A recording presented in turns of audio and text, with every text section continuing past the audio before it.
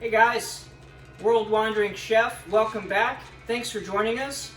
Today our theme is India. That's why I'm drinking masala chai with almond milk, which I learned how to make over there.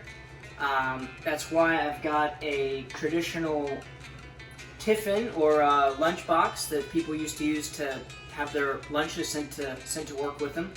And that's why I'm wearing this bright green shirt, because last time I was in India, I got this made at my friend's tailor. So anyway, what's in this tiffin is what we're going to make today, what I actually made earlier. And as you can see, it's designed into multiple compartments. Just opens it up. Original intent is to keep the different parts of your lunch separate. So, you know, the bread, the naan, it's not soggy, and so forth. So what we've got is Raita, which is a sauce. It's typically made from yogurt, but I made it Whole 30. I'll show you how we did that. And then for the main, we've got Biryani, which typically is a rice dish. I made it with cauliflower rice, so the technique had to be a little different. Also, I made it with lamb. Biryani is made with all kinds of meat.